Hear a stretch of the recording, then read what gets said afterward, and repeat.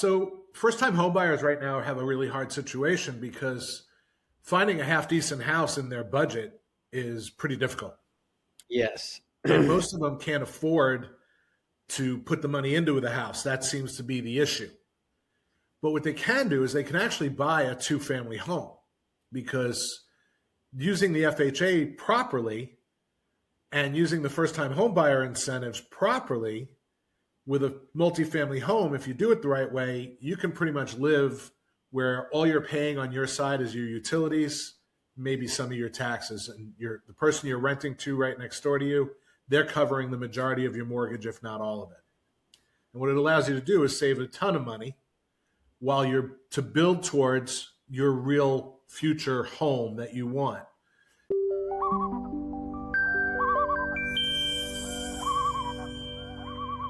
Good morning. This is Michael Travis with the Waterfront Agent Podcast. Today we're joined with David Orlick. He is a realtor with Keller Williams Realty, Metropolitan in Bedford, New Hampshire. He's a team leader of the DORS group. He represents buyers and sellers across central and southern New Hampshire with notable expertise in waterfront real estate, including lakefront cabins, riverfront homes, and water-adjacent properties.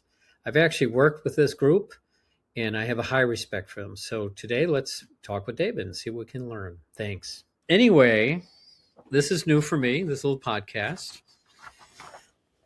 And I've interviewed a whole bunch of people. Of course, this is our waterfronts, right? Frozen.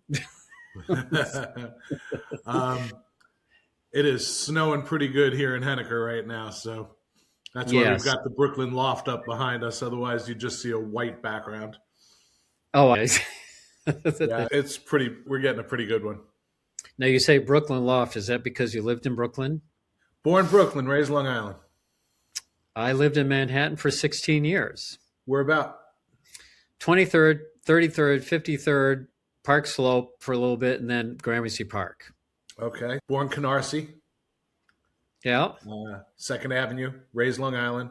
Grandpa lived in Manhattan, 8th and University, and I've been jumping the train to the city since I'm 12. That's amazing. So now what I find interesting, and then I moved to Boston for 5 years in the North End, and then I came up here to live a cheap life. I was paying $2,500 a month rent 25 years ago. Then I moved up here and I moved into a little tiny waterfront, which was, I didn't know anything about real estate, but I learned real quick what seasonal meant because I moved in January. But I only paid $140,000 for this little waterfront. And then I sold it for a lot more money 20 years later, but that's what happens with waterfronts, right? It's only so much water frontage, right? That's correct. That's correct. But and my first listing was a waterfront down the street. Someone came, I had just got my license the day before, and he goes, "Oh, I heard you in real estate." I say, "Okay." And that's how I created my website, waterfrontagent.net at the time, because I needed to have a website. It was during the time when people were buying domains for $1 billion. I got waterfrontagent.net for $75. And then in 2013, the .com became available, and I spent $7,000 on that. But if I didn't, there's probably a few other people that would like Waterfront Agent, right? I would think. I didn't have that kind of foresight. I was in advertising before. So anyway, what I can say is, you just verify I believe that everything that you and I do is a combination of our past experiences. Right? Absolutely.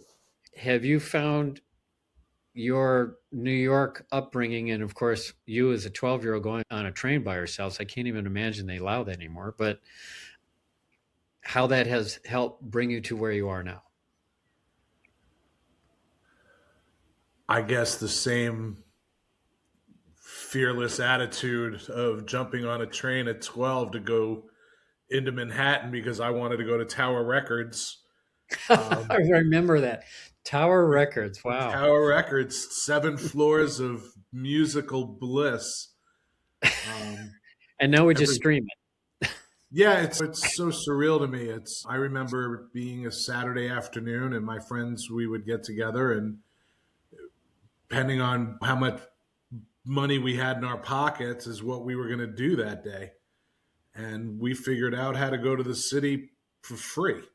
So that's what we would do. We would jump on the train and tell the conductor that our dad was in the back with our tickets, and we'd be running up and down the train as typical 12-year-olds. And then you had to watch yourself when you changed to Jamaica.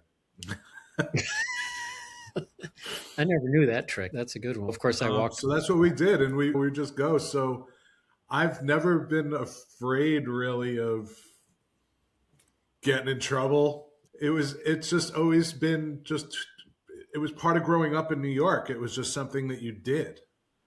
Yeah. It wasn't anything. It wasn't like you were just trying to be that kid. It was, all my friends are going to the city today, so I'm going to the city with them. So when you were 12, where did the money come from to buy those records? Oh, allowance. I had a paper route. Oh, nice. At 10 years old, I was delivering the New York Post at 10 years old. I had 10 customers, and I think I was making like $10 a week in tips, and then another $10 a week from the Post. And my grandfather really helped with my music. He really enabled it every time I saw him, and he lived in the city, so it was really nice. We'd stop, go say hi to Grandpa. He always slid a 10 into your pocket, and suddenly you had $30-$40 and you were in the city, and you went to Ray's Pizza and got a couple of slices and a Coke. And original Ray's Pizza, original right? Ray's. I went to college with his son. Oh, and how many original Rays are there? That always cracked me up. A lot of original. At one point, I think there was like 100 original Rays. Yes. But yeah, and that was, you go get a couple albums for $5 a record and come home and put them on and throw your headphones on, and that was a typical Saturday. So here's some trivia. Where was the original egg cream made? Okay, most people will tell you Brooklyn, but I know that's not the case. Even though it was adopted by Brooklyn, I believe it was Chicago. No, it's actually 7th and down on the Lower East Side. There you go. Yep. And I live by Pete's Tavern. Okay. And it's like, there's a speakeasy up the street, whatever. I think the experience, I'm from Michigan. So going from Michigan to Manhattan, I was in Manhattan within 48 hours of graduating college. I lived down the street from where Mitt Romney was born, and now I live in the same town that he lives in here, in Wolfboro. So he follows me. That's really what's happening. But we were in Utah for a while, so we know. Oh, see? Yeah, we were out there just before the Olympics kicked off. When we left, but we were out there. My wife was transferred out there, so we were out there for a few years. That's nice. So I think now, does any of your family in real estate? No, actually. Now I can attest to why.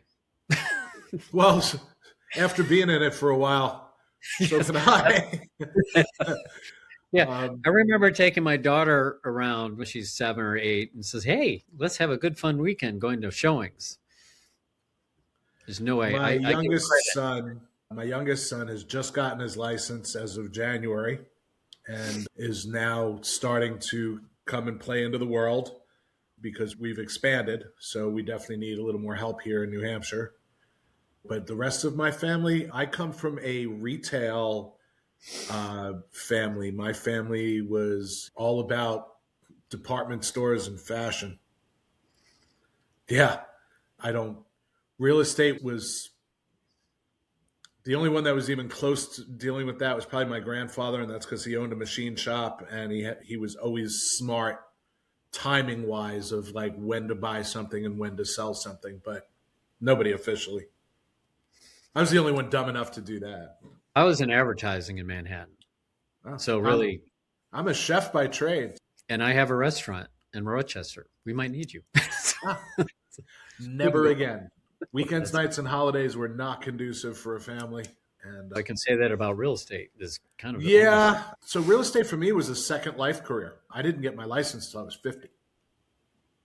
Yeah, for me it was 40. Yeah, 5, whatever. But Yeah, I was 50. I got it just after my 50th birthday. yeah. So about 10 years ago.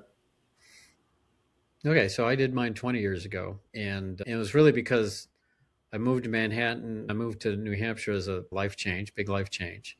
It Same. was hard to continue doing advertising. My clients were in Boston, 3 hours away. Interestingly, when I lived in the North End, we didn't have high speed internet access in the North End. I moved to this little tiny place 3/4 of a mile down a private road in Northwood, and I had high speed internet access. And with the file sizes of an advertising design, that kind of stuff, because I do a lot of my own marketing, it was impossible without that. So I don't know how I did it, but I think life experience. What I like to say is we like to bring real life into the real estate experience, real life experience to our clients, and I'm sure that is what you're finding. And your background, of course, you can relate to. A lot of clients can relate to what you have done in the past and what you do now. Yeah, it's a different kind of creative. Yes. So for us, we try to have some fun. That was one of the deals I made with myself is it had to be fun. I wasn't going to do it just to do it. It couldn't be work. It couldn't be a 4-letter word. It had to be a job. Actually, job just means just above broke, isn't that? Just above broke. Yeah. Yeah. But work's a 4-letter word. And we didn't want to work. We wanted to go to a job. We wanted to do something that we enjoyed and that was fun and that we could have some fun with people in for most people, probably one of the most stressful things they'll ever do is sell or buy a house. Yes. So our whole goal is to try and take as much of the stress off you as possible and have some fun with it. That's what I enjoyed working with you. Now, for me, and it's probably similar to you, my criteria as a little kid of what I wanted to do. Someone you ask anybody, what do you want to do? A lot of them say, I want to be a doctor only because they want to be paid. Doesn't mean they want to do the work for it. They just want to be paid like a doctor or a lawyer. And my criteria was I always wanted to do something where I'm always dealing with people, different people. I don't sit at a desk. I do something different, and I can use the creative side of my brain because I was an art major. And that's what advertising was. And then real estate became that as well, because I don't have my office is my car or wherever it can be. One time it was at the registry at the courthouse, and I didn't know at that point they didn't have a place to do a closing. So I was in the room with people being convicted and the people charging. So that just brought an interesting thing. But I think that, and it is fun. You get to use more than just one side of the brain. I think you would go crazy at a desk all day long, right? Oh, I'd go nuts. I'd go absolutely crazy. And what I really like about what we do, I've said this to my kids, I'd rather make 50 grand a year all by myself than make 100 and have someone in control of when I had to be somewhere and where I had to be and what I had to do. I agree. So, yeah, you try to be entrepreneurial. It doesn't always work out that way, but we do try. Yeah. One of the things that you may have seen, my mug is, I'm not the only loon in the lake. Oh, those are great. Yeah. There's only 2 clients I couldn't give it to, but that's the fun part of life. Yeah. And so I completely agree with you. Now, one of the notations I got was for the Snowbirds. I think you and I do a lot of work with Snowbirds. I do a ton. Yes. And you're saying that possibly an alternative is Puerto Rico or somewhere? Sir. Yeah, Puerto Rico. Now, do you have a connection in Puerto Rico? So, wife and I have actually been looking for well over a decade of where we wanted to be, what we wanted to do. Yep. And we thought we had identified a place in Mexico, actually. Right. And when we really started digging into it, you had to come back every 9 months to maintain your residency. And, You had to do this or do that. And then the trip home, one of my kids is here in New Hampshire. My other two are in New York. It was an all-day affair. And we wanted something closer. And we've been to Puerto Rico, I don't know, half a dozen times on vacation. And a condo just happened to pop up. And my wife made a comment of, wow, if we could get that for this price, I'd do it. And I took it as a personal challenge. And that's what we did. And what we've really learned, one, our iguanas are not freezing and falling from the trees. Yes. And I just saw a story that they're also... Or Miami. Yeah, do you know that there was well over $15 million worth of windshield damage from falling iguanas throughout the state of Florida? What, just this recent cold snap? Just this recent cold snap. $15 million? $15 million in windshields and glass damage from falling iguanas. Wow. Okay. And there's a pizza place that made iguana pizza. It's not for me. Not for me. I'll pass there. And I'm adventurous. But the other part of it is you're in the United States. Yes. So you don't need a passport. You get to maintain your residency. You get to maintain your benefits, your Social Security, your Medicare. It's pretty much Miami South. It's really just it's almost an extension of Florida. It's an extra half-hour flight if you're coming from the Northeast. That's it? That's it. It takes me 3 hours and 35 minutes in the air from Logan to San Juan. Now let's talk price. I'm going to throw this out at you. You tell me what I paid. And I'll tell you if you're right or wrong. Okay. 3 bedrooms, 2 full bathrooms, 1,700 square feet, 1 level condo, nobody behind me. I can walk to the beach. It's literally a 4-minute walk. Can't see the beach, but I can walk there. 24-hour gated security, swimming pool, gym, trash, landscaping, all that included in the HOA. 100,000. How much? 100,000. You can buy them for 100,000. There's ones that are there. They need work. This didn't need a dime worth of work, and it was under 300. Yeah, you can't get any of that. My wife is from Thailand. Same thing. I met her at the parking lot at Panera in Concord, and I'm in my 94 Miata, and she gets out and says, "That's a nice antique." I said, "No, you don't understand. I'm the antique, and this is a classic." 3 years dating, whatever. But Thailand is the same. Now, it's 24 hours to get. Oh, yeah. We've been to Bali. Yeah, it's insane. And it's 140 degrees in the summer. But our wedding that had 450 people there cost less than our wedding here that had 12 people. Yep. So we got married a couple times. So it's still.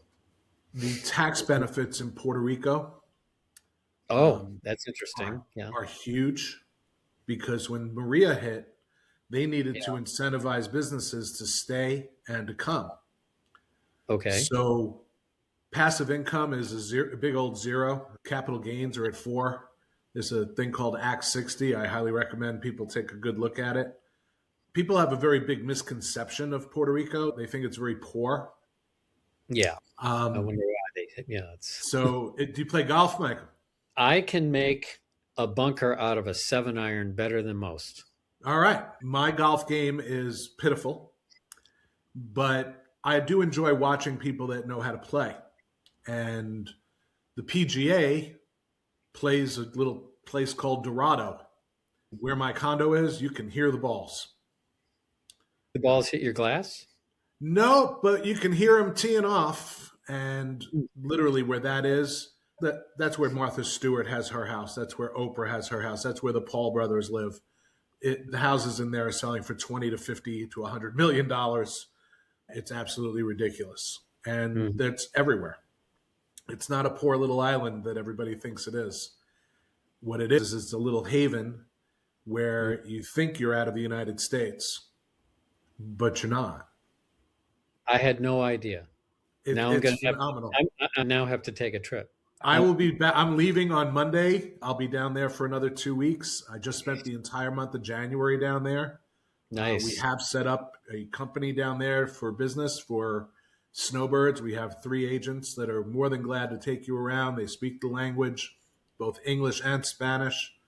And we have opened up a nice little referral business down there. And you can't believe you can still get. I just looked at one that was $200,000. It was a 2-bedroom, 2-bath. It's 3-4 blocks from the beach. Your HOA is $200 a month. Your taxes are $200 a month. It's very easy and affordable, even for first-time people that are looking to invest, that are looking to make money from there. And the process isn't that much different than it is in the United States. Obviously, you and I deal with sometimes a lot of people from out of state, out of country, and it's a whole different world. I, of course, have cornered the Thai market. And by the way, I helped rebuild my wife's father's house. It was completely decimated by termites. Tearing it down, rebuilding in cinder block cost $25,000. Now, this was 10 years ago, but still, that's the difference. But dealing with out-of-state anybody's is interesting. Takes a little bit more service, you find? Yeah, so more than half of my clientele is from out of state, whether they're buying here in New Hampshire or not, especially with the waterfront. Yeah. So I deal with a lot of people from California where, I'm on the phone. It's 10, 11 o'clock here. We're chatting with them. It's a little different. I think one of the things I really enjoy about dealing with the out-of-staters is really being able to show off New Hampshire and show off the beauty that they don't really get to see, especially coming from Massachusetts and Connecticut. New Hampshire is a different animal. Yeah, so it's really nice to be able to show that off. Same with Puerto Rico. It's really nice to be able to show people it's not just San Juan. Yeah. I now have to go to Puerto Rico. So again, this life experience, I lived in Manhattan. I had a house in Connecticut and then Boston before coming here. And that's where a lot of the client base comes from. To me, New Hampshire was Cow Hampshire or New Hampshire. Yeah. That's what we called it. So that just brings a little bit of credibility to you having your life experience in other places and whatnot. Now I ask everyone about this one is the scams that are out there, especially land scams. I've had 4 of them in the last week, and I have one right now where the guy has even sent me driver's license, which has been altered. So now that's identity theft. We have been very cautious. So if you come to me through my website or through any of the lead channels that we have, any of the social media, of course, we have to take that seriously, right? Could be the difference between eating and not eating for some realtors. You have to, we immediately start with, you've got to do a Zoom call. I need proof of funds. There's certain things that I need. And even then, a lot of people are able to provide all that, which is these amazing. Are sellers. These are fake sellers. Yeah. Yeah, fake sellers and fake buyers. And it's amazing to me. So I work very closely with a title company that they're able to go ahead and get me some information that doesn't cost me a whole lot of money or a whole lot of time. And we can pretty much dig in and see what's real and what's not. It's getting harder. So we have really started just focusing on more tangible. Land is very easy to mask, if you will. Housing's a little harder because if I have a question, I'm going to go knock on that person's door. Yes. In this particular case, the person says, I need to sell it quickly. I have colon cancer and I'm in Texas. That's a big red flag right there. But what's interesting is that he put a real address that's not the address of the owner. And then I had him send a driver's license, which has been altered because I can tell. Yeah. The address was changed in Adobe Acrobat. I can do that. Now I never know what the end game is. I don't know how they think they're getting the money. The title company's not going to just send it to somebody and that kind of stuff. But this is identity fraud. And the one that was three lots last week, where a client called me and says, can you just check out the lots? And within a very short period of time, I realized it was bogus. And he was about to, because it was through a wholesaler that has nothing, no ability. Turns out that the owner, who I was able to find the actual phone number, had happened to them before. And the same thing, they had a driver's license altered, identity theft. And then they paid some company to scrub them from the internet. I had no problem finding him. Yep, exactly. His phone number, his address, his relatives, all that kind of stuff. But if I didn't do that, it could have gone through. Who knows? 100,000. I had a client in Newport. It was a listing that we had up. Someone duped the listing into Craigslist, had it listed as a rental. Yes. Took somebody's $900 deposit. Yep. And these people came, knocked on my client's door at 9:00 at night asking, where do we park the truck? And they had all their stuff outside. And we had no clue. This is why, one, selling on your own, you need to be incredibly careful. This is why you hire a real estate agent, whether it's you, me. There's 6,000 of us here in New Hampshire. This is why you hire a real estate agent. This is also why you buy title insurance. Yes. And people, I talk to this, and I'm sure you do. People forget there's two title insurance. There's the lender insurance, which is required, and the owner's insurance, which only protects them and increasingly protects them as you pay down your mortgage. And I've had people say, no, I'm not going to pay that. I don't have to pay that. And I said, well, a lot of smart title companies won't do the title work unless it's paid for, because they're the one on the hook. Yeah. I sold a house that had 5 warranty deeds since 1934. And in this case, it was a title company I use all the time. But it was the buyer had this title company, and they discovered that the land under the house had never been transferred. Now they fixed it. They had to go to heirs. Can you imagine? 5 warranty deeds. Yeah. 5. Happens. So and that's the things that, and I had another one where this was $1 million property in Winnipesaukee, which is worth more now, but the neighbor across the cove claimed to own half of the second parcel just because they wanted to. $400,000 in litigation, which was a title issue.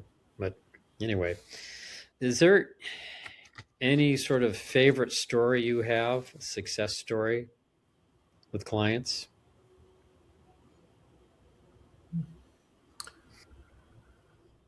Well, let's start with what's your favorite accomplishment for any transaction? For me, it's first-time buyers. I love first-timers. We focus on them because there is nothing better to me than when they find their house. Yeah, and that you get it. You see it on their face, and you're on the hook now. You need to get them this house because they just walked in and fell in love. Even though you told them we're just dating, they are in love. They are walking down the aisle, and it's now your job. So I love educating first-timers. But actually, for me, so I have these clients, and we had a historic home that they had purchased about 3-4 years earlier. And unfortunately, he had a terminal situation. And in order for them to do what they wanted to do, they needed to sell the house and needed to sell it pretty quickly. And as historical homes, that buyer pool is pretty small. Yes. Especially if it needs work. Yeah. And especially your historical home, you have to maintain it a certain way. Yep. So it takes a certain buyer. And when we spoke with them, I'm very upfront about things. So we told them, look, this is probably going to take a little while. We'll do everything we can, but this is probably going to take a little bit. And within 60 days, we had that sold. and for a price that everybody was good with. And I keep every now and they cashed it all in. They bought an RV and they are traveling the world until he is no longer able to. And I get an occasional text or picture from the most recent one was from Cairo. So that to me, that was really worthwhile. That makes me happy knowing that we were able to help them accomplish that. The other part I really enjoy is on the downside. I like working with, so I just downsized recently and we're actually talking about possibly doing it again. Talking with people that way and having that conversation of, I understand, because I get the emotional attachment to the family home. And I never really got that before until I went through it.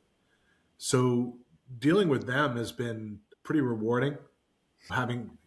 You're almost a therapist at that point.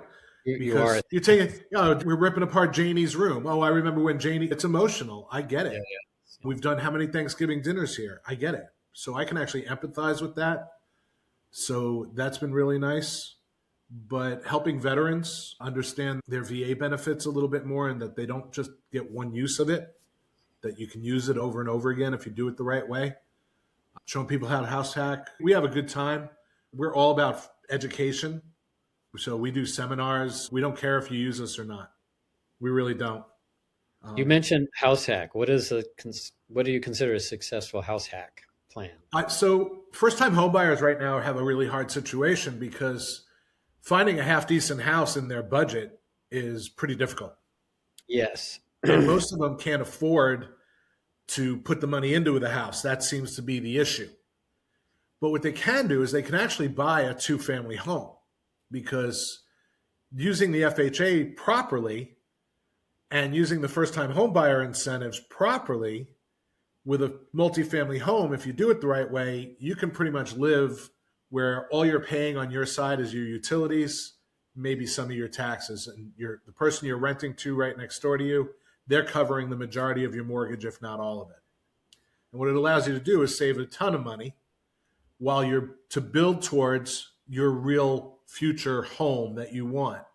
And we'll show people how to do that. Some people can get away with doing it just once and then they can get into their house. But normally what happens is we'll do a duplex. You're there for a year, 18 months. Do it again. Do a second duplex. Now you've got the 4 units and we can show you how the 4 units will pay for your full-time house and the 4 units. It's just about how you leverage everything.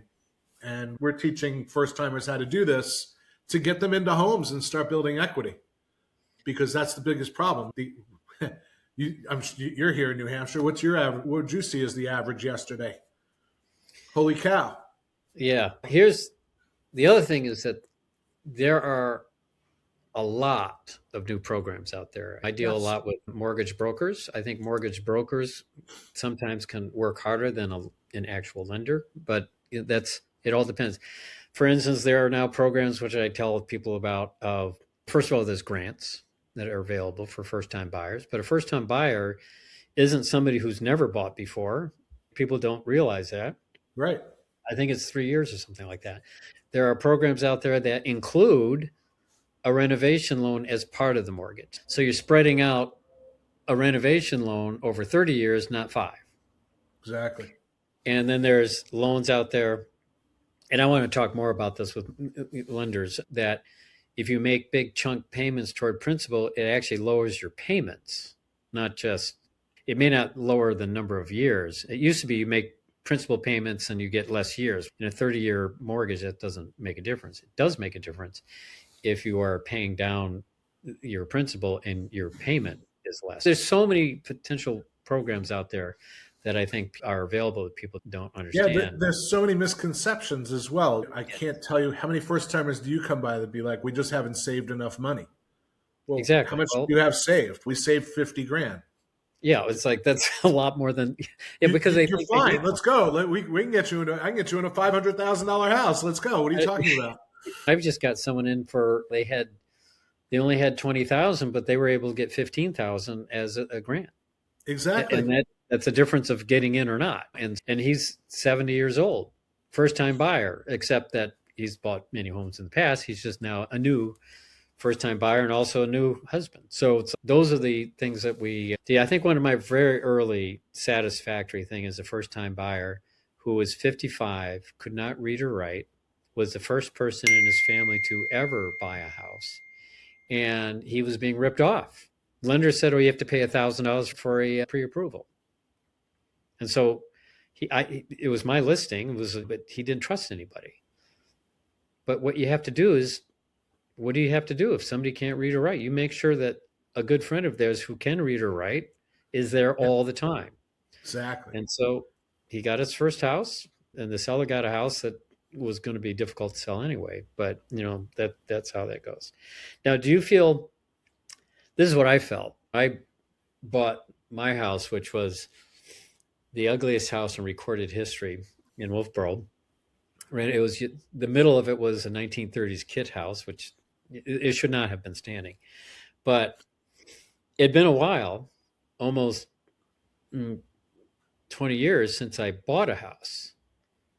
And I said to myself, what the hell did I put my buyers through? So I'm actually getting ready here to we're talking about possibly selling our farmhouse here in Henniker to downsize a little bit more. Want to spend a little more time traveling.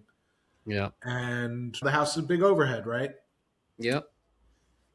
And my wife said to me, you should probably walk through the house and decide what you would keep and what you wouldn't keep. I was like, well, that's good advice. What?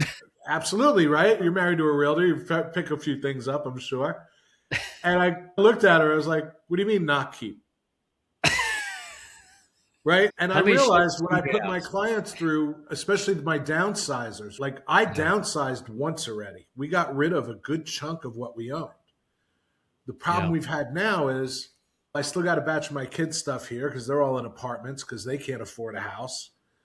And I've got stuff here. Did they give you their dog too? They did, but unfortunately about a year ago we said goodbye.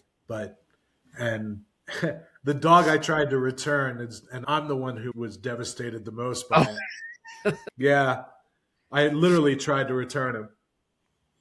And do you think that lenders should have to be forced to buy a house every 5 years?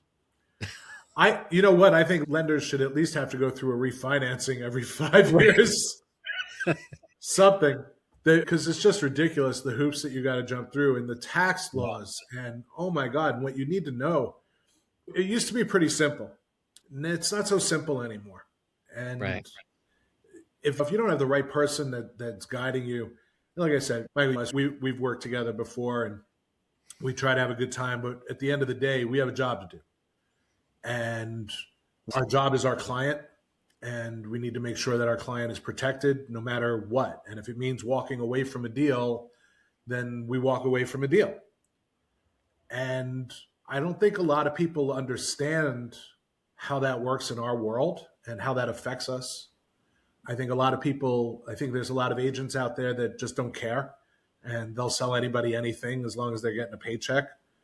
My team and I, we are not that person. I've literally said to clients, look, I know you love it, but you're going to have to find someone else to write it up because I'm not going to put my name on this because I'm not going to get a phone call in 6 months that says, Dave, the chimney's falling down and the roof inside where it had that little stain, it's not a little stain anymore. And why is the kitchen sink now concave? Well, you're not an inspector. I don't want that phone call. I don't want to know that. If this is really what you want, you're going to have to buy it with someone else. And to me, integrity is really about what this job's about. And it's about really helping people out and showing them how to do things properly.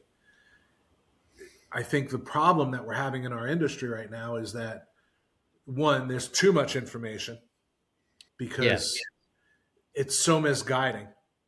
Because every house and every client is a different pair of shoes. And you may be the same size, but you may not be the same width. You may be the same width, but you may not be the same size. You might like a shorter heel, might need a bigger heel, but at the end of the day, everybody wears somewhat different shoes. Very rare to find someone that fits exactly into your shoe. So to us, a house is the same way. And how we treat that client and how we treat that house is completely individualized. That's what makes us different. That's why you look at the stats. Yeah, are there people that are putting up 50, 70 homes a year? God bless them. We don't do that. We work with a very select 20, 30 people, and we teach them. We feel it's just a little bit better way of doing things for us. We don't get those phone calls. Yeah.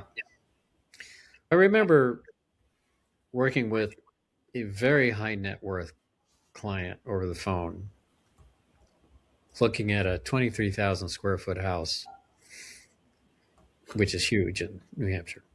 It's bigger than my land. But I've got a scammer who wants to sell it. But he happened to be one of the most successful developers in Boston, and he's asking me, how is it possible that this property in New Hampshire, of all places, in New Hampshire, could be worth what it was worth? And so I'm educating somebody who's way more educated. And I also believe that you always want to be with people who are smarter than you. Absolutely.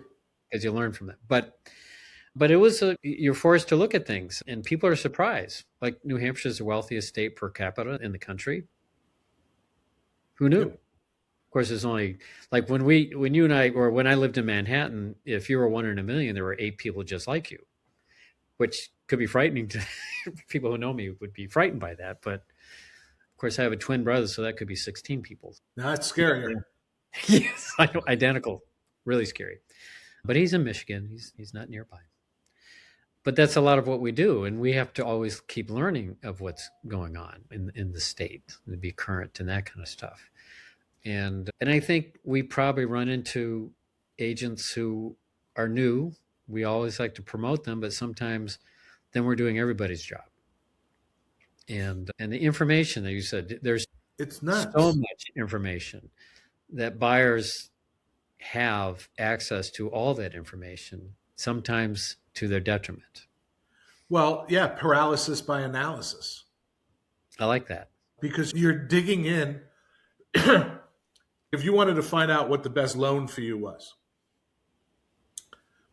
how many different loan options could I come up with just sitting here with you in the next 30 seconds? Right? If you Google it, it's whatever Google algorithm put up front, right? Exactly. But is that the right loan for you? Yeah, I mean, not right. Bad. And do you qualify for this? Do you qualify for that? And people try doing this themselves, and then they call us. They're like, okay, I've got a pre-approval from Rocket Mortgage, and it says I can buy an $850,000 house. I'm a first-time home buyer, and no, I don't have it. But it also said I only need 3%, and that I had first-time home buyer grants guaranteed of $15,000 available to me. How do you know all that? You don't. You have no clue. You've just regurgitated information that you've read. And then they're disenfranchised when they get on the phone with a real lender. Yep. And they find out they didn't need this, but they did need that, and this is what's real. And I think we need to get more back to that. Yes. Everything, all the AI, it's great. Look, I get it. My avatar looks cuter than ever. Or cuter than you. It's always cuter than me, Michael. Come on now. At the end of the day, yeah, it is what it is. But guess what? We've decided to go old school with things. I still write note cards. I still have a file cabinet, for God's sakes. A Rolodex. What about a Rolodex? Okay, not that far back. Okay, not that. We're old enough to know what that is, first of all. Yeah, for anybody that's listening that's younger than the age of, I'd say, 40, yeah, Google it. Figure it out. You find it. And then when you find it, we'll tell you how to use one. But at the end of the day, we've gotten so far away from human interaction that I believe that's causing bigger issues in our industry. And that's why you've got corporations buying housing sight unseen, just based on an algorithm. Okay. Yeah. You've got people trying to do the same, and they're failing miserably. And the affordability index is so out of whack. So what's coming, right? it has to happen. We've been in a seller market here in New Hampshire for how long? It's got to change. And it really looks like it's about to. For biggest reason why is taxes. Yes, my assessment went up 500%. Yeah. So in 2020, 2021, guys like you and I, we refinanced down to 2-3%. Some of us maybe 4%. I'm personally at 3.1 or something like that. Yep. And we did it because we didn't want to sell our house. We wanted to stay in our house, but we needed to cut our expenses. Okay? Because that's why most people downsize, right? Kids are out of the house. You don't need the big house. So we're going to cut things down by getting into a smaller house, and it's going to cut our mortgage down and whatever. We didn't have to do that. We got to stay in our houses just by lowering our interest rates from 5 to 3. So people stayed. What happened, though, is from 2023 till now is we've had these blanket assessments here in New Hampshire for our property taxes. Huge. So that savings that we had 3 years ago is Not gone. there. Yeah. I'm actually being hired to help someone with a tax abatement for their little tiny waterfront camp that they've had forever, because their taxes went from 6 to 16,000, and it's not reasonable in any way. My taxes here in Henniker went in 2020 was 7,800. Yeah, They're 13,700 right now. that's right. And That's the tax ridiculous. rate, did it go down at all or no? No, you're just giving the real number. Yeah, that's the real number. And what It's are they doing ridiculous. with the money? They paved my road, but Well, I live in Henniker. It's not like I have the services of Bedford. That's right. Okay. Or the school. If I want to go to a restaurant other than 2, I got to drive to Concord. Okay. They plow my street, and that's really about it. It's all they do for me. So I'm in the same boat as a lot of people. That savings that I was incurring when I dropped my interest rate is now gone. And now you got to sell a house with $13,000 in taxes, $1,000 a month. Yep. Yep. Welcome to a housing crisis. That's And if the Fed does drop the rate, which is planned, and we don't have the inventory, we go right back to 2020, 2021, watch prices go through the roof again. Yep. People overpaying. But if we do have the inventory and they drop the rate, now you're in a full-blown buyer market. So I think what I've seen is the solution that people are having of the housing market is building all these condos. Not everybody wants to be in a condo. True. But a lot of the younger people, they don't want the maintenance. They don't want to deal know with what a it. hammer is. Yeah. That too. No lie there. But people like me, like, I love having my house. I really do. And I love this particular house. Mm-hmm. I'm just tired of, I'm looking at it and going, okay, in the next 10 years, I got to do windows, I got to do doors, I got to do this, I got to do that. Do I really want to do that? And that's where we've gotten. I'm not everybody. I think a lot of people. There's a lot of the whole downsizing is important. Of course, one way, a lot of kids don't leave. So one solution of downsizing is just to do it and see if they'll live in the living room and see how long they stay. Or just don't give them the address. What I moved. I don't know where I live. I moved. I have no idea where I am. I'm lost. Growing up in Michigan, that someone did that to their son. He left. He was a bad guy, and they sold the house, and then he came back, and he had no idea where his parents went. I've thought about running away a lot more as an adult than I ever did as a child. Right. Of course, you have a place in Puerto Rico that you know all about. I love down there. I cannot wait for Monday to get here, to the point that, Michael, I'm packed. I'm ready to go. Isn't packing lighter? Because you need shorts, not long pants. Right now, I'm bringing stuff from this house down to that house. Oh, so you don't? Yeah. So I'm not even bringing clothes. I got 5 T-shirts. That's a start. Trying to. I was tanner last week. I don't tan. I go from red to white to red to white. And Yeah. actually, I'm sure the blonding here has to do with that. The DMV had the nerve of changing the color of my hair on my license. Can you imagine? I don't know. It was red. Mine, last time I got pulled over, it said hair brown, and the guy said, where?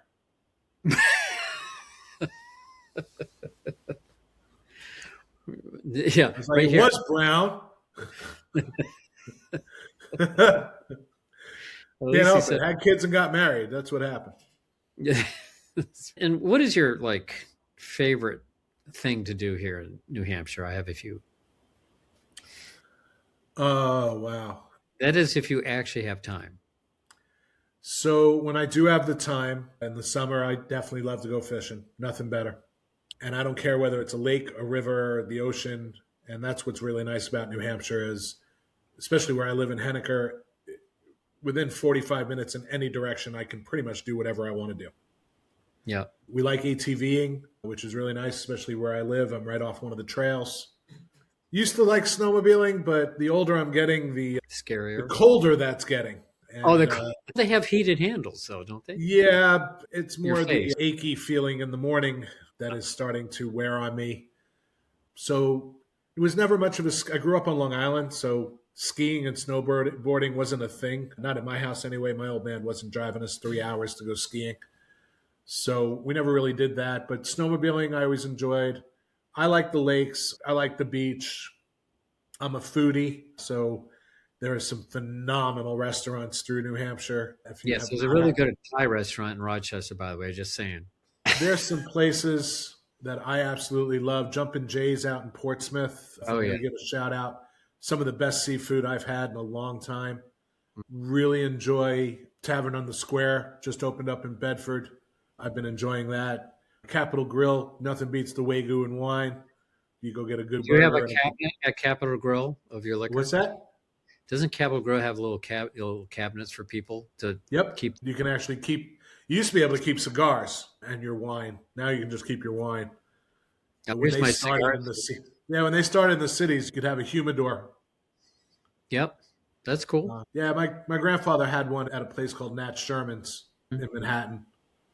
Yep. And he had it. Here's what I learned about cigars. So I don't smoke, but I went to Honduras and to a cigar factory. You know where all the tobacco came from? The United States? No, Havana. Havana. So they're making the cigars for America. All the tobacco is from Cuba. Yeah. But the outer wrap is from Connecticut. So and they had all the labels for all the cigar companies. So all the cigars that we buy, good ones, are actually Cuban cigars. They're just not Cuban, except they're. I had to give them up, but once in a blue moon, I enjoy a good cigar. Yeah. But it's been a while, and I don't want to get back into the habit. No, it's expensive. But I like New Hampshire. I like the walkability of certain towns. Christmas out here is phenomenal. It's a definite different vibe. I like the smallness of it, and that's because born Brooklyn, raised Long Island. I went to high school. I graduated high school with 1,000 people.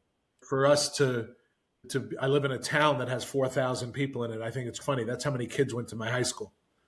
Yeah, so I'm both same. Yeah. So for me, I like the smallness of it. I like that whether my neighbor and I agree or not, we can still have a conversation here, which I think is a rarity. I've never felt more welcomed than I do here in New Hampshire. There's a certain beauty about it that being a city kid all my life, you just don't realize until you've experienced it. And it was pretty cool to see a moose. I saw one on Route 4. Open house, actually, in Goffstown. Oh. Which, that's a whole story in itself. But the person that the moose chased, I still have no choice but to laugh at her. It was very fun. It was interesting. But yeah, her husband and I, when we got off the garage floor laughing, we made sure she was okay. So I had a story where it was a Russian family. They came to look at a lake access property. And so the son spoke English, and then you have the mother and the father, who I didn't know if they spoke English or whatever. But the first thing we did is we went to the beach.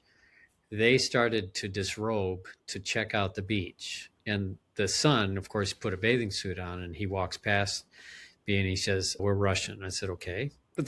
I said, "This is like a public beach. They're disrobing. They're going in the thing." Then we go back to the house. We look at it, and there's a deer.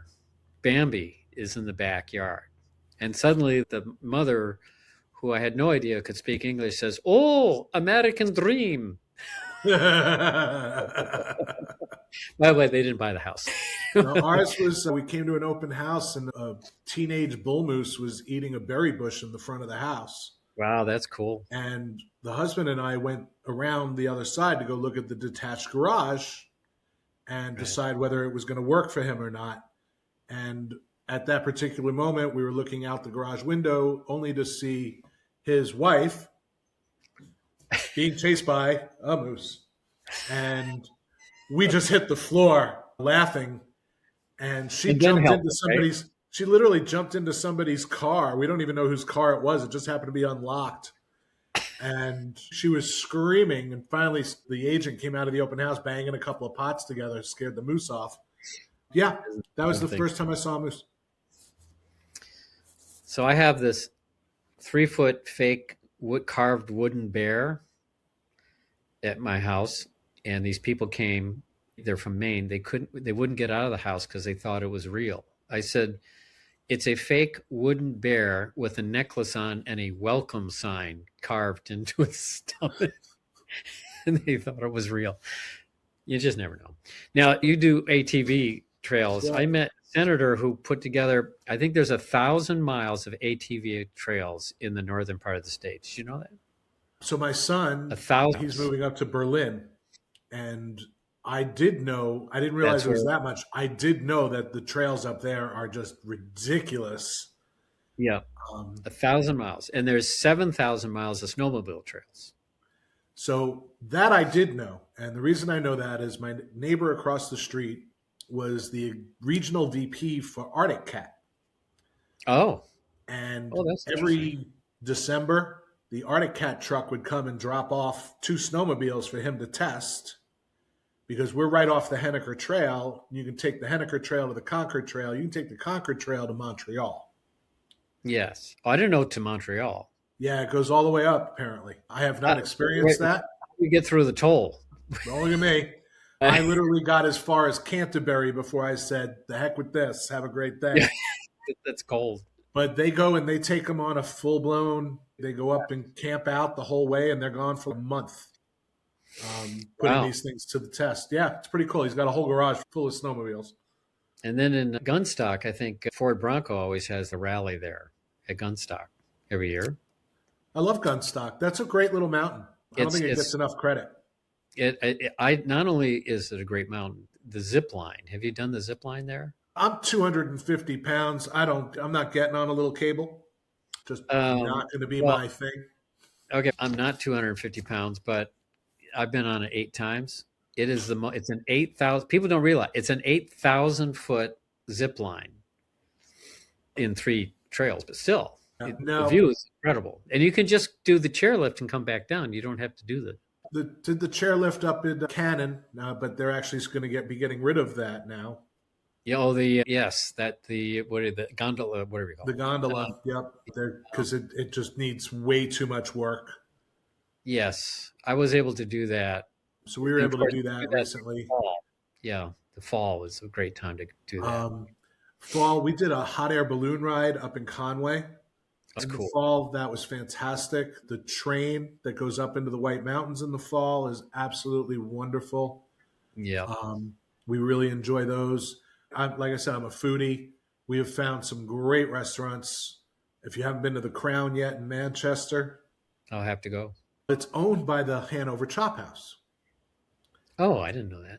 So your steak is the same. It just ain't the same price.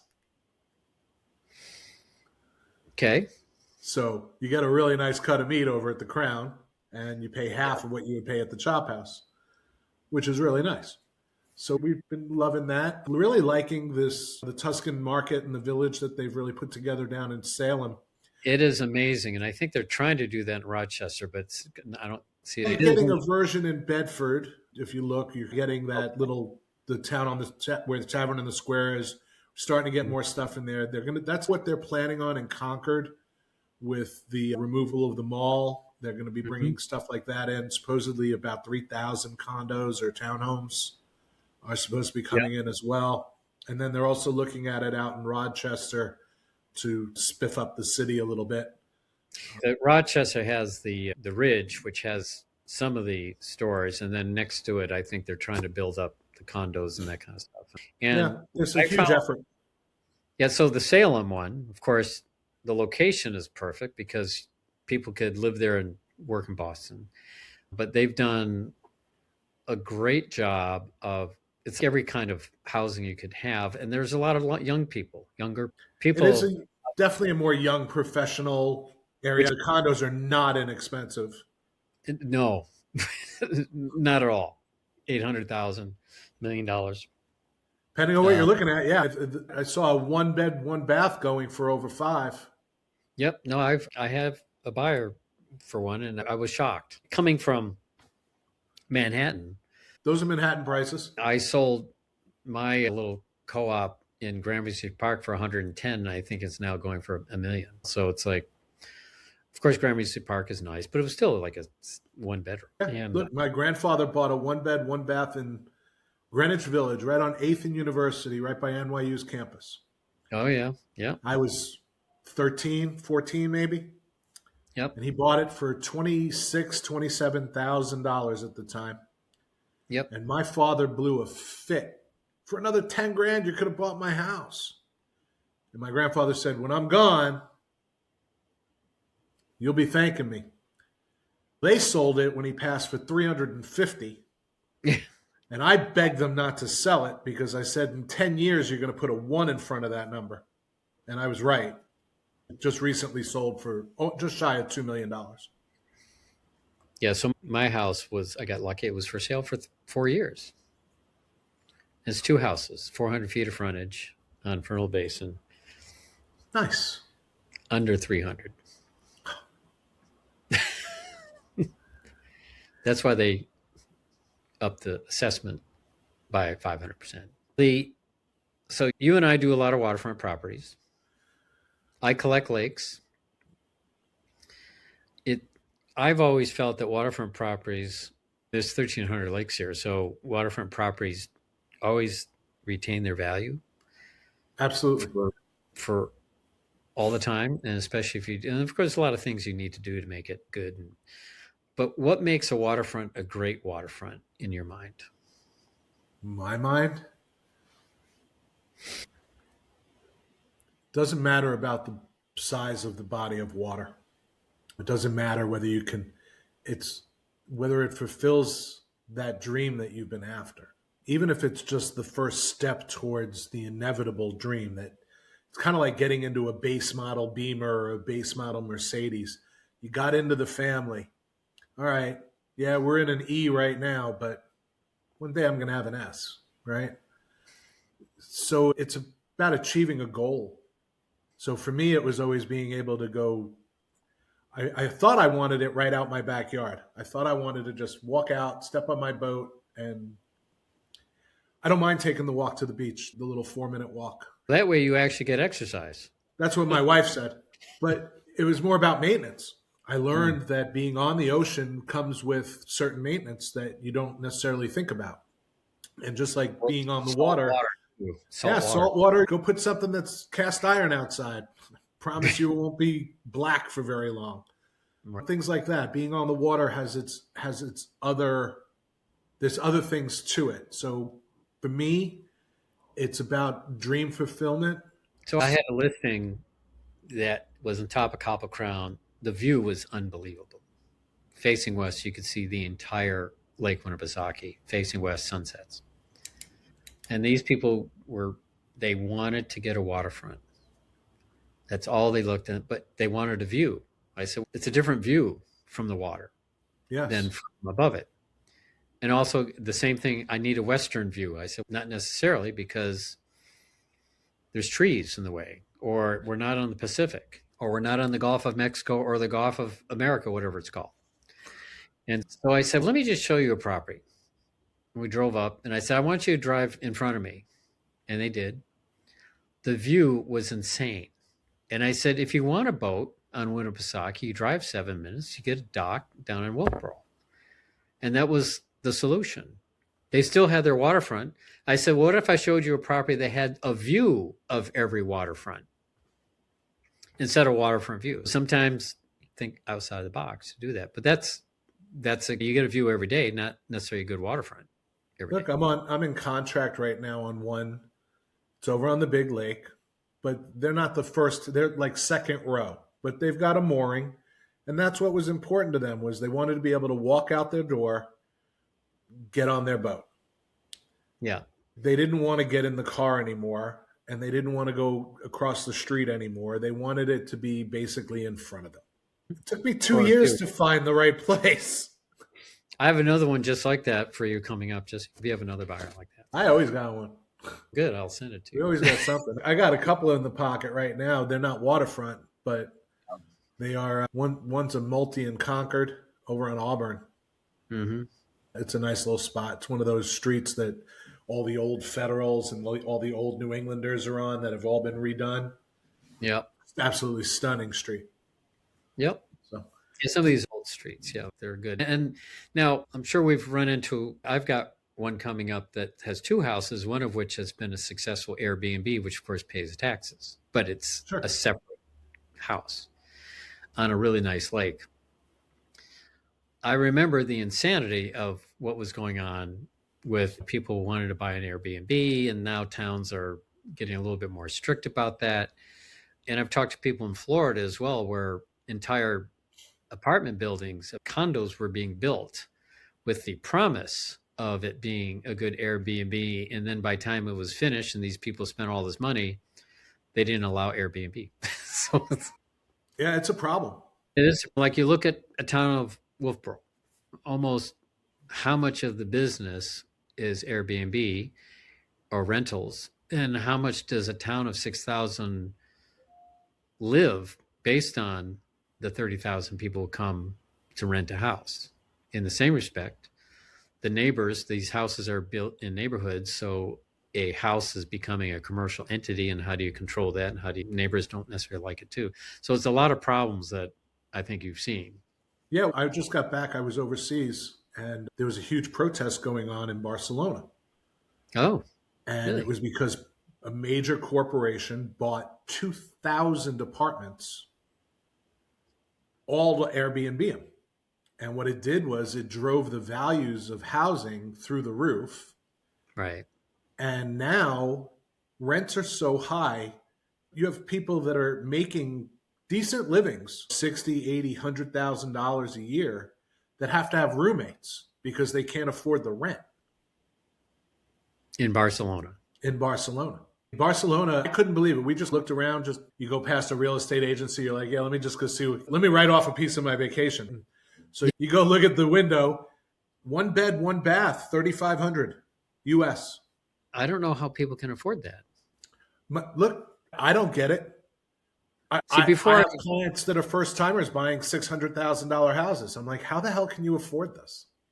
I'm very happy that I found a first time buyer, a $400,000 house in Wolfboro. And now they're getting married, all that kind of stuff. But it's a hard thing to do. Yeah. What's the average price here now? Was it $540? $540? Yeah. And years ago was $260. Yeah.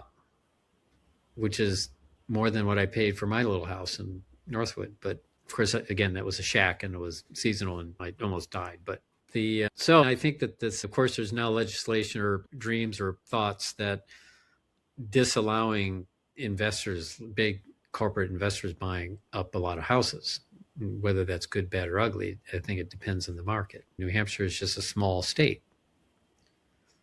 Yeah, but look at how impactful tourism is to the state.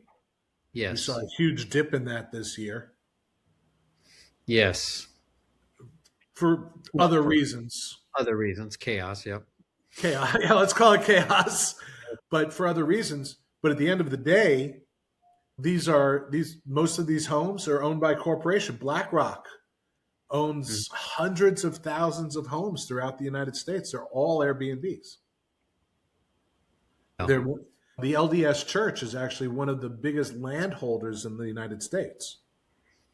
I think Manhattan Trinity Church is. Yeah. So when you start looking at it that way, from that perspective, you can see why the housing pricing has gone through the roof, is because everyday people are not who owns these homes anymore. And you're competing with them. Yeah, and you can't. Right. I have clients right now. We finally got them under contract because we just stopped looking at stuff that was brand new on the market. Let's look for something that's been sitting. Yeah. And that's the only reason they're under contract, is because we decided to play the game different. But we were competing, everything we were competing, cash. These are $700,000-$800,000 houses. And I'm competing against cash. Yep. Okay, granted, I understand people have more money now than when we were coming up. But every single one of them, as I explained, it's always cash at the closing. Yeah. And I did actually successfully get my buyer a house.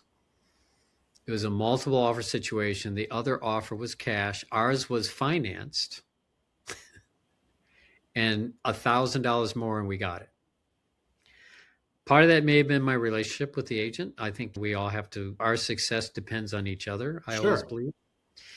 But that's why we have to play nice all the time. There's people that you don't like and some people that you have bad experiences with, but sometimes it's different reasons. But we're working for our clients, and that was an unusual circumstance. And now I'm finding I put an offer over asking, cash, no contingencies on a property. And the seller decided to increase the price $200,000. I've been leveraged against myself, only to find out that she had both buyer and seller, and I wasn't winning no matter what I did. Yep. And look, our game isn't the most fair game in the world. It's just not. But at the end of the day, I want to be able to look myself in the mirror and have my clients be able to look at us and say, yeah, they did the right thing. We did what was right. We'll take a little less in order to get it done. It doesn't bother us. I've offered that, I can't tell you how many TVs and I've bought, and refrigerators and stoves. Yeah, I've got a really good relationship with the people at Barron's. That's a good place to have a good relationship with. Yeah, you need it sometimes. So at the end of the day, we just want to do what's right by our clients. And the problem that we're having is we're seeing this housing just get so out of hand. Yeah. Price-wise. The fact that housing has doubled in under 5 years. Yep. And a lot of it has to do, one, we haven't kept up with new builds. And we haven't done that since the Bush administration. And a lot of that, I was renovating this house during COVID. The cost of, first of all, it's hard to find a good contractor, but the cost of materials doubled, tripled in some cases. Yeah. And, but I'm not also doing a flip like a lot of people might be doing. So I'm doing way more than you would normally do in a house. That's why you see these beams, they're all fir beams and things like that. But that's a factor as well. And I don't know if you have the same concern. Some of these builds are just to build something. And we might run into the quality problem. We have a quality problem. Yeah. And shortcuts from being made. I just sold a house, not that old. Turns out that the bathroom vent went directly into the attic, and now there's mold. And that's why you need a good inspector, by the way. Yeah, I can't tell you. I have an inspector. He's a longtime friend now. He did a house for me up in Newport. It was an 1877 home, huge New Englander. He was in there for hours. That house had less red and yellow marks on it than a brand new build down in Hollis. And the house was 250 years old. It's because it can breathe. It was built the right way. There weren't shortcuts made. And the one in Hollis, $1 million home. Yep. And we had to walk away. It's a new build. Yeah. How sad is that? But that's our world lately, is they put them up like spit. Again, it's why having a real estate agent and someone who actually, to be blunt, just gives a damn is important. That's why I'd rather not work with 80 clients in a year. I'd rather care that I got you into the right place, and yep, it's fine. Well, I have clients I've sold 9 houses to. Yeah. Not $1 million homes, not whatever, but and I can't even imagine how many referrals I got without knowing I got a referral. And that's experience does that until we moved to Puerto Rico. Even in Puerto Rico, experience is doing that. Yeah. What's really nice down there is, one, what a great place to go take someone to look for a house. It's always sunny. You wear shorts all day. I was down there for a month. My wife laughed at me. Have you worn socks in a month? I was like, nope. Haven't even worn socks in a month. Socks and sandals look stupid. I don't wear sandals. I was walking around. I have a team of people. We have a nice little business going up here. And I was down there and I was working. Not going to deny that I was working. But one of my guys called me. He's, hey, do you have a minute to talk? I was like, yeah, sure. What do you need? He's like, where are you? I was like, why? He's like, just curious. I was like, I'm sitting at the pool making phone calls. There's nothing wrong with that, by the way, Michael. I've sold wrong with that at all. Every time I travel, I sell a house. I do more business while I'm away than I do when I'm home sometimes. Yeah. And I was on the phone with one woman, and they were landscaping while I was on the phone. She's, is that a lawnmower? I was like, no, it's a weed whacker. She says, where are you that there's a weed whacker going? Are you in Florida? I was like, no, a little further south. And she's talked to me. So we were talking about Puerto Rico. Yeah. And she goes, that may not be such a bad idea. So she's coming down. That's one of the reasons I'm going down there on Monday. She's coming down. She's going to look at a couple of places. She's probably not going to buy anything right now.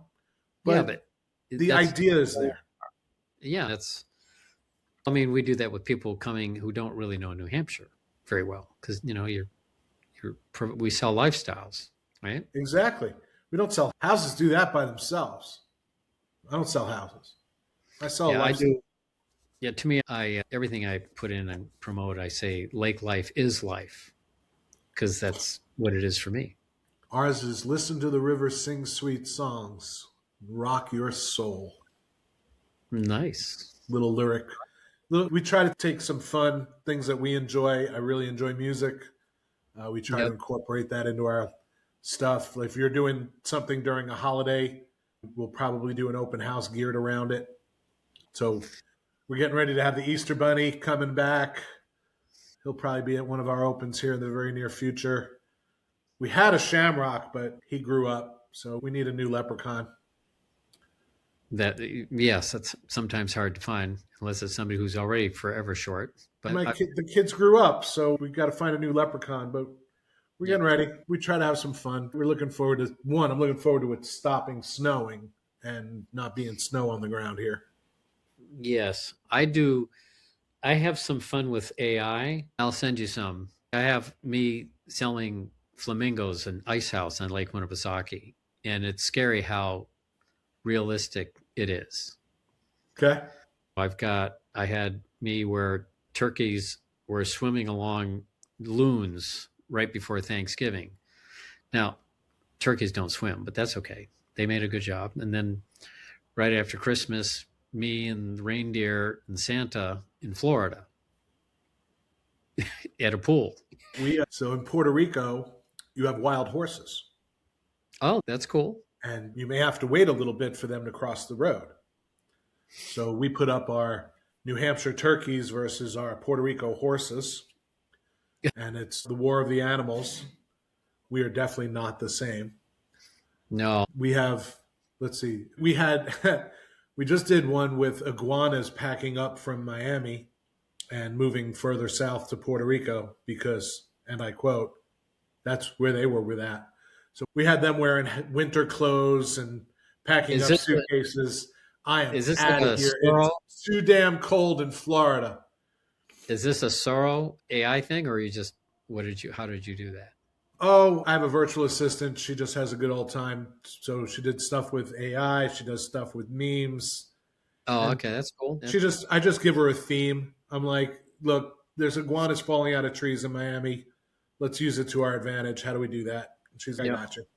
So I'm actually going to get the opportunity to meet her next year. She's in the Philippines. And we will be out there traveling. So I'm looking very forward to that. Yeah, that's cool. I actually have to go myself. It was great talking with you. Always a pleasure. It was a pleasure sharing the Google News, Apple News magazine with you. Oh, yes. Yeah, that was fun. It was fun. And I was in Top Agent magazine and other articles and things like that. Like, it's fun. Even Yankee magazine did a story. It was like, what does all of this has to do with? What do I have to do with all the things? Nothing. It's just I have a lot of history in my family. My family was one of the original founders of Jamestown, and I actually found a handwritten deed of a property. Wow. Way back then. Yeah.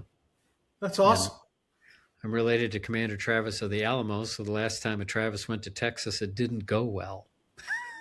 May not want to go visit. No, I'm afraid. It's been a pleasure. Anytime you want to have a chat, I'm glad to do it. Okay. You have a great day, and I'll obviously have to check out Puerto Rico. Whenever you're ready, come on down, we'll go fishing. Or where I can see it. Yeah, last time I went to Florida, I went fishing with actually the Walgreens, and I caught a half a barracuda because a shark ate it before it got into the boat. My son got sharked in Key West, pulling up a wahoo. All right. And my other son on the same trip on the boat caught a baby bull shark off the back. Really? So we knew Mom was down there. Yeah. So you didn't go swimming with the porpoise? No, we just kept fishing. We were ripping fish out of the water that day. So, wow. Okay. You have a great day. Pleasure. And enjoy. I think we're not getting a storm today. Maybe not. I don't know. Okay. Take care. Be good. Nice talking. Take care of yourself. All right. Bye now. Thanks for tuning in to the Waterfront Agent Podcast. I'll be back with some more stories, tips, and expert interviews, and hopefully some humor. So make sure to subscribe, and I'll see you in the next episode.